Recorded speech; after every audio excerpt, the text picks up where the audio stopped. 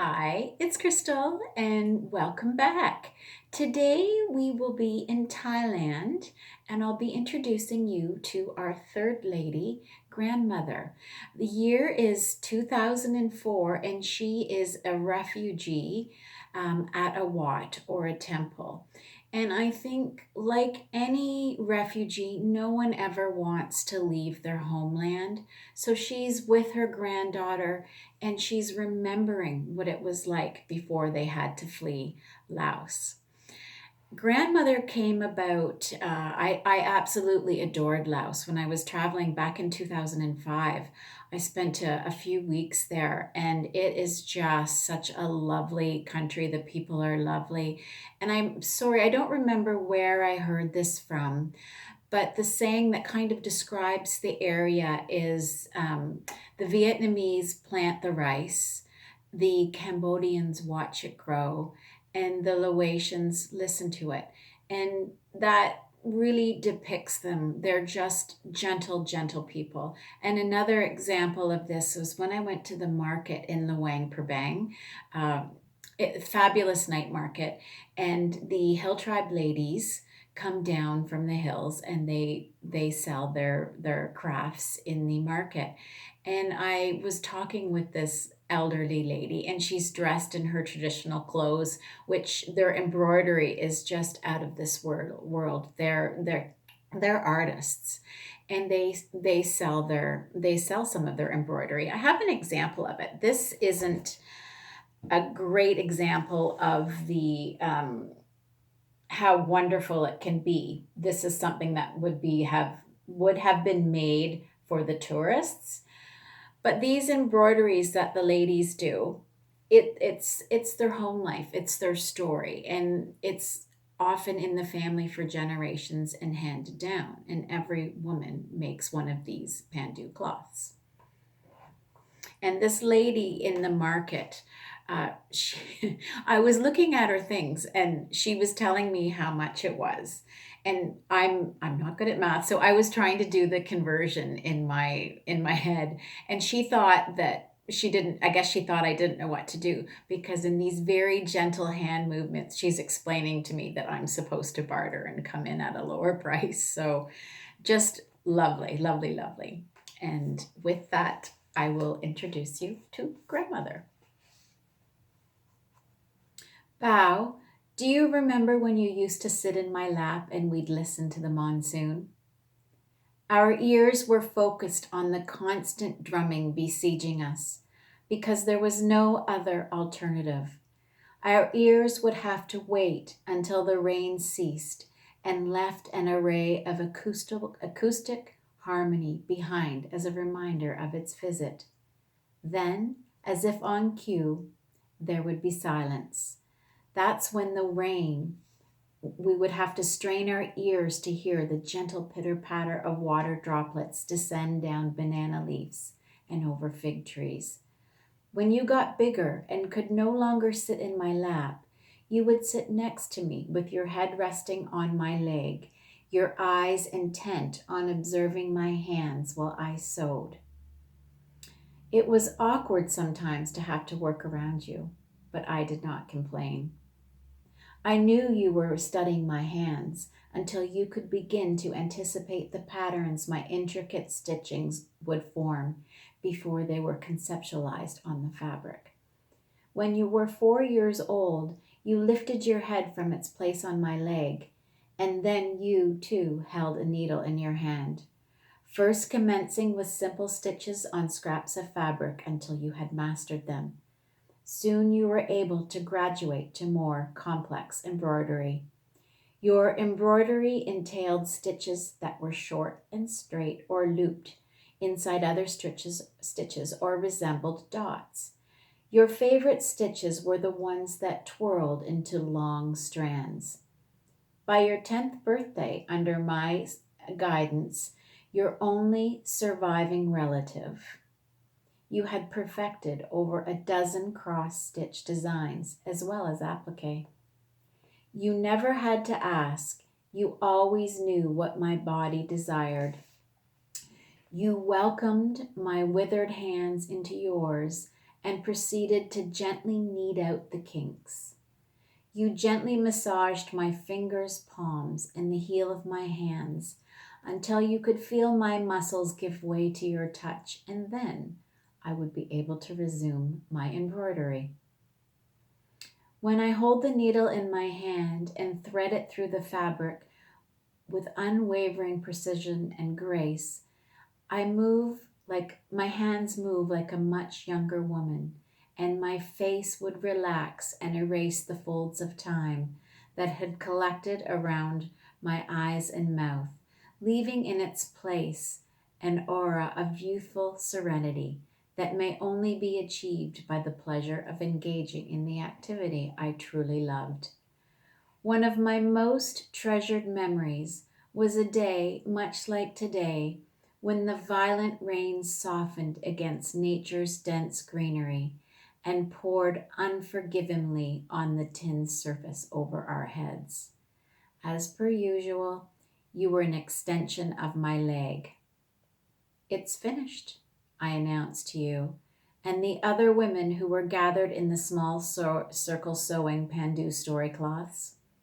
Ooh, let's see. The other women eagerly put down their needles and gave my efforts their full attention. I obliged my audience and stood quietly, holding the two corners of a square cloth large enough to cover a bed in my outstretched arms. It's lovely, they all said, admiring my handiwork. Your stitching is flawless, they all nodded in agreement. I beamed at their praise, for these women were also highly skilled, just as the generations of Hmong women before them, whose exquisite needlework clothed their families in splashes of vibrant color. Traditionally, Hmong women wore black pleated skirts or pants, red or pink jackets covered in applique designs, with embroidered collars, aprons, sashes, and headdresses. On special occasions, we also wore layers of silver jewelry.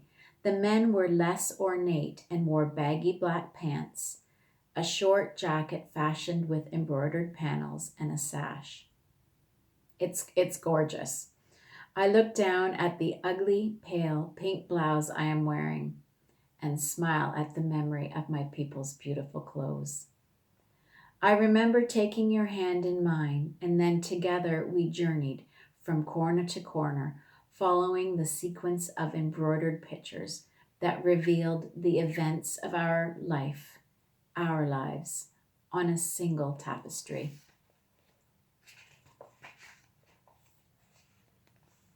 How, I whispered into your ear, I made this Pandu story cloth for you, so you will always remember where you came from. Time stopped, and as I then undertook the daunting task of explaining to you what it meant to be Hmong. Do you remember? When I shut my eyes, Bao, it comes before me, both the scenic splendor and the hardship. I would have been lying if I had told you our days were carefree and without worry. Our daily existence was about survival, and we worked hard for it. Every day, from before the first rooster talked until long after the sun had gone to sleep, we worked. When our eyes opened, we fed the animals before we ate. In the darkness, your grandfather and I walked for 2 hours to our fields. Depending on the season, we would tend to the rice, corn, or opium.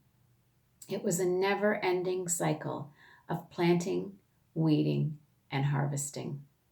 We grew rice for our consumption, corn for the pigs, chickens, and goats, and horses, and we grew opium for cash that we used to purchase items we could not produce, such as farm tools and fabric. In our garden, we grew string beans, peas, cucumbers, tomatoes, sugarcane, cabbage, squash, and pumpkins. We lived as our ancestors had, as our parents had taught us, and as we taught our children. We assumed, wrongfully, that our grandchildren would live the same way.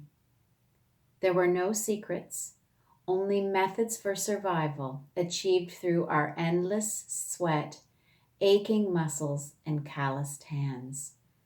Every waking breath was devoted to sustaining us.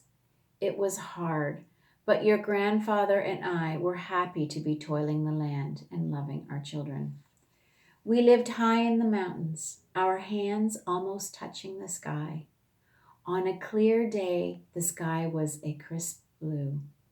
To look beyond revealed a land of rolling greenery, layered over limestone karst pinnacles that looked impassable. But we knew they weren't, because there were small pockets that housed villages of other clans, much like ours, who practiced slash and burn agriculture. We lived in a home constructed of materials forged from the jungle. The sides were split bamboo, and the roof was thatch and made from elephant grass. The floors were dirt upon which cooking fires were made. There was one large room where we cooked, ate, and socialized. Off to the side, there were tiny rooms for sleeping.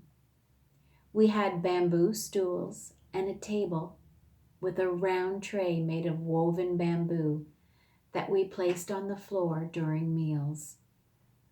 The closest village was a 2-day walk. We didn't mind the isolation.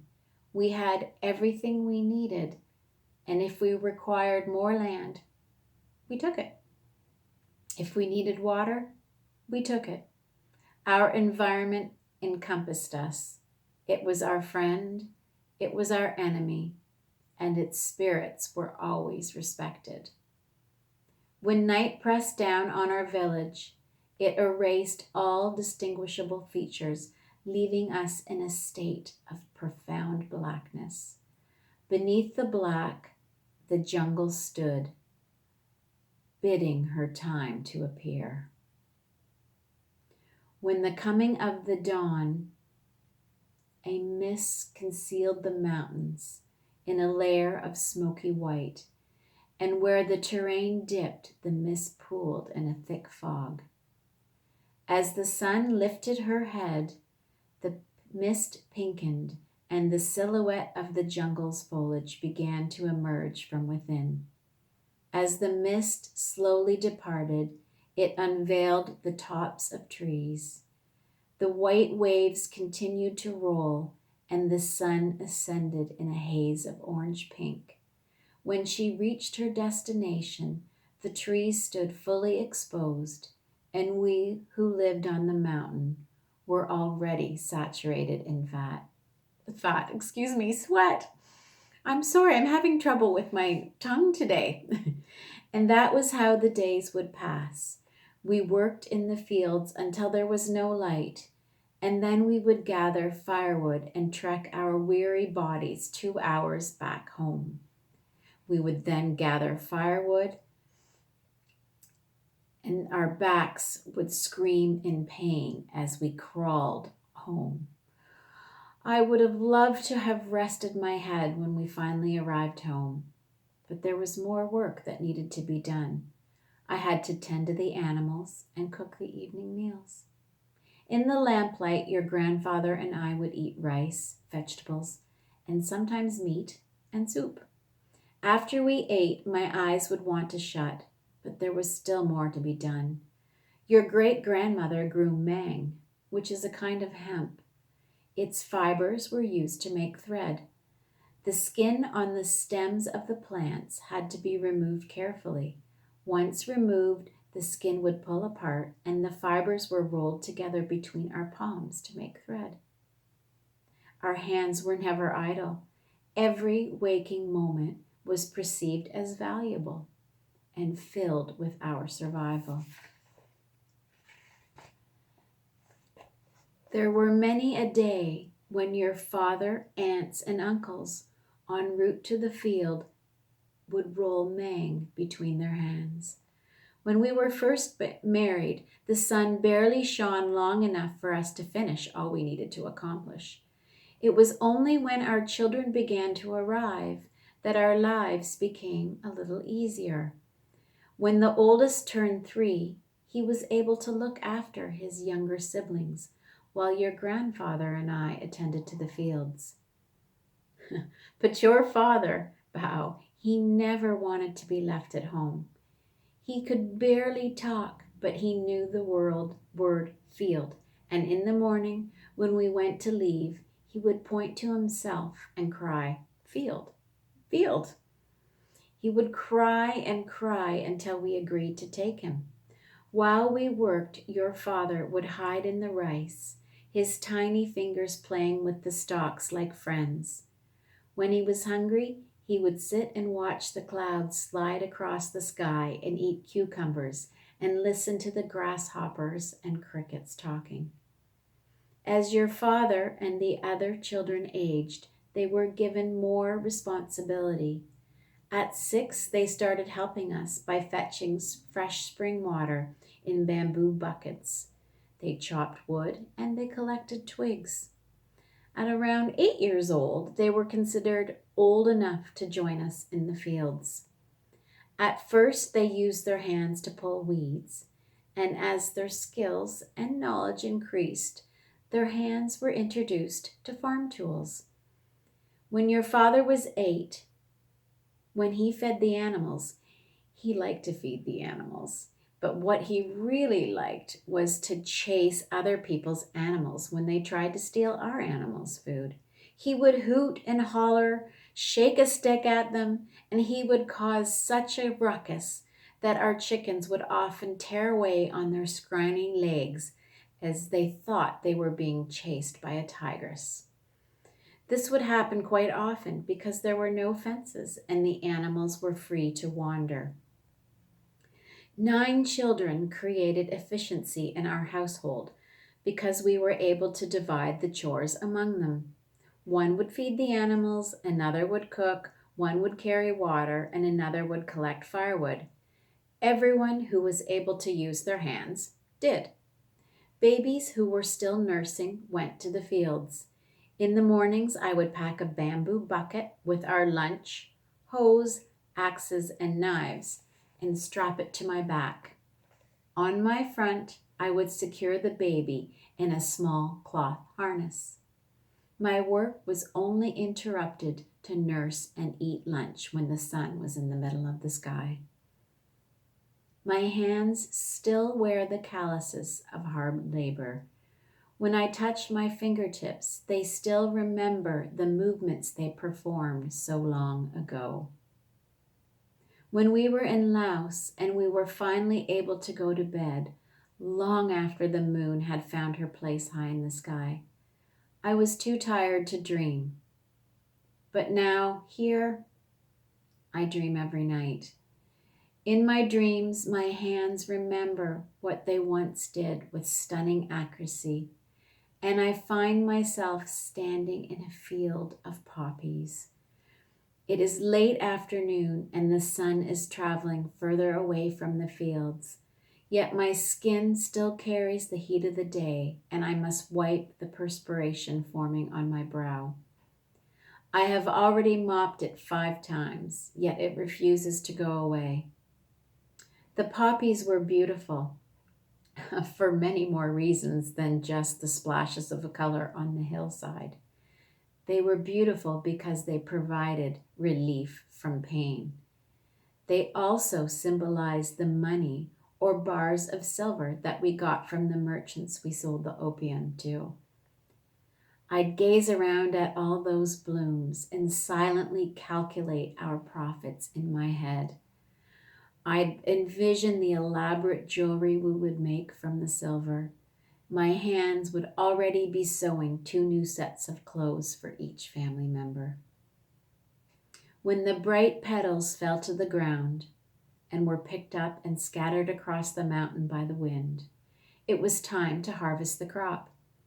I would stand before a bulb, steady my hand, and devote full concentration to make a vertical incision with a small knife. I had to be careful. If I cut too deeply, the opium would quickly flow to the ground. If my cut was too shallow, the opium flow would be slow and it would harden inside the pod. But my hand knew, as I had done this many times before, and the plant responded to my knife and released a milky liquid in the coolness of the night. Before the light of dawn cast its warmth over the mountain, I would be there to scrape the opium gum off the bulb and into a small bowl. If I waited too long, the warmth of the day would cause the latex to congeal into a thick sap that was too difficult to remove from the plant. I worked my way backwards, cutting the shorter pods before the taller to avoid the sticky bulbs brushing against me. For many days, the opium would continue to flow, and I would return, sometimes 5, sometimes 6 times to collect it, before the bulb got tired and would release no more. While I gathered, I looked for plants that were generous with their flow, and I tied a colored string around them so that I could come back for them. These bulbs were then cut from their stems, cut open and dried in the sun.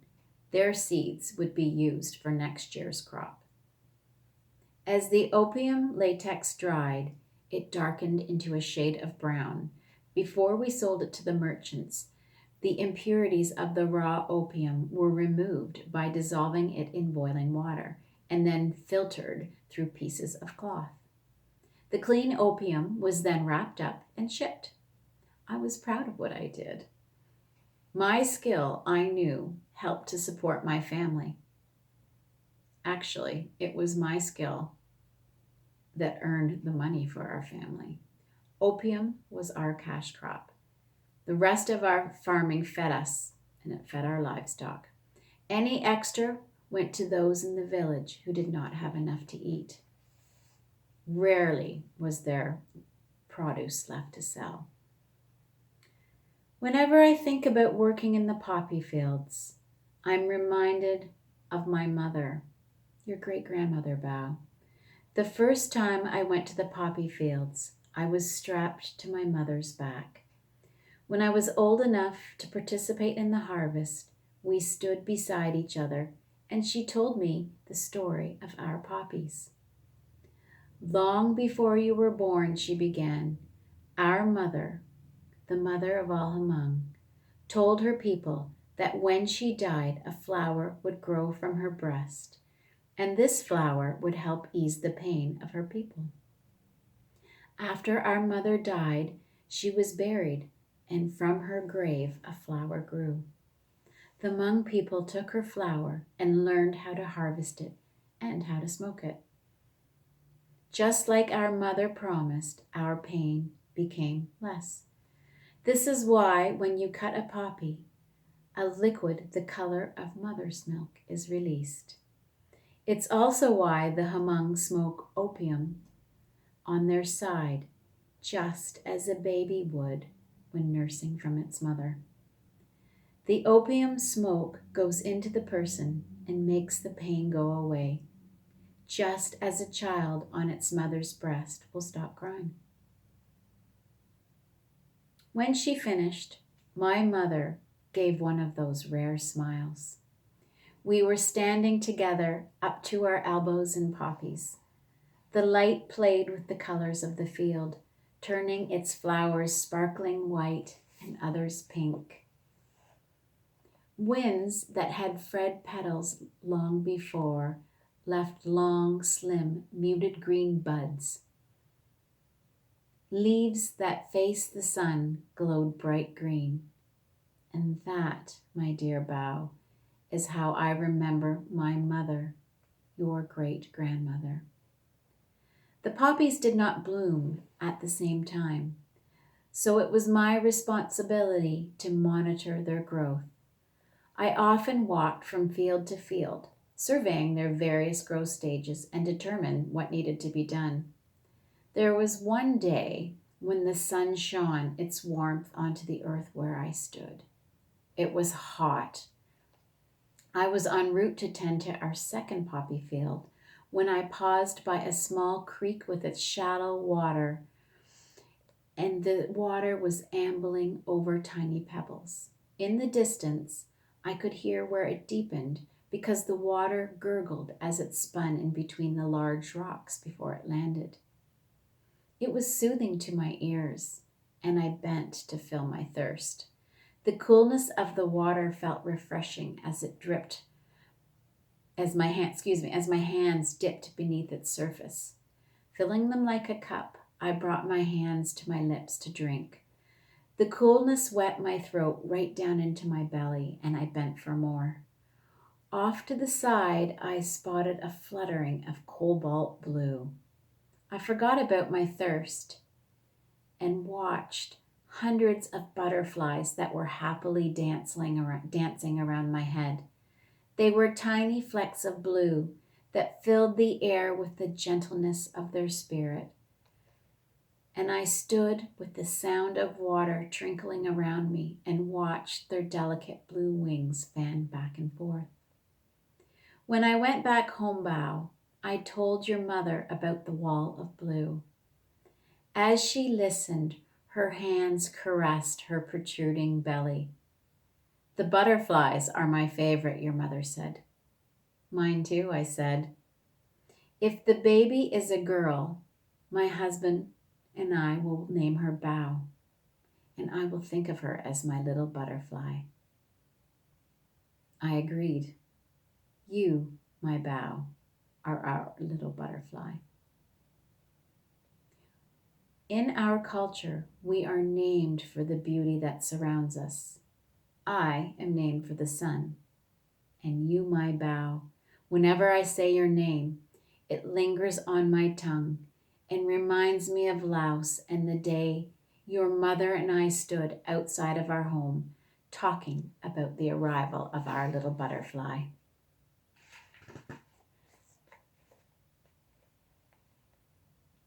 News spread over the hills and through the jungles. Words of warning were carried in the mouths from people from village to village. We knew they were coming. There had been many whispers. The communists are coming. The communists are coming. The whispers grew louder, and we began to sleep in the jungle at night, only to return in the village in the morning to see if the Vietnamese had been there. Satisfied they were not, we ate our breakfast and returned to the fields. The adults began to discuss flight. When the Vietnamese came, we knew it was only a matter of time before they would find us, and we did not want to be found. We could not be found. We would be slaughtered like pigs and our carcasses left to rot as flies treaded through scarlet rivers boiling beneath the scalding sun. Then there were more whispers. The Americans want our help. The Americans want our help. We answered their call. We knew the land. We knew it well, which was why the Americans asked for our help. The Americans needed to cut off supplies to the Ho Chi Minh Trail, and Laos was in the middle of a civil war. We needed the Americans too. We were told that if we fought bravely for the U.S. would protect us. They gave us guns, money, and expertise. And we gave them our lives. We gave them our men, and when we ran out of men to give, we gave them our children. 10-year-old boys fought with guns taller than they were. There was nothing else to give. When you gave up your children, there was nothing else to give. I am now in the jungle of my mind. I am trapped in this jungle, trying not to feel the memories that haunt me. I feel the crunching of my joints, stiff from my memories, and the headaches, the constant throbbing from my memories trying to get out of my mind's jungle. Grandmother, I hear Bao's voice come into my jungle. What did we do to help the Americans? She asked. We were fierce jungle fighters, I tell her. We rescued pilots whose airplanes were thrown into the ground. We gathered intelligence. Your father, he was so brave. He flew with the Americans. He helped to keep an American pilot safe. Your father used to smile and be so proud when he talked about flying. Ah, your father loved to fly. I can still hear the laughter in his voice because he said the man with the big boots could not pronounce his name. So he called him Backseater. And there is our first connection with the narrators to the characters. So Raven and grandmother's son flew together in the Vietnam War. And another story I'd like to share with you before I conclude is the blue butterflies. When I was in the jungles of Laos on a hike, we'd stopped for lunch and there was this incredible wall of blue butterflies. And I just stopped and watched them for the longest time because I had never seen anything so beautiful, and they were so tiny and so many of them. So that also made it into the novel. Thank you for listening.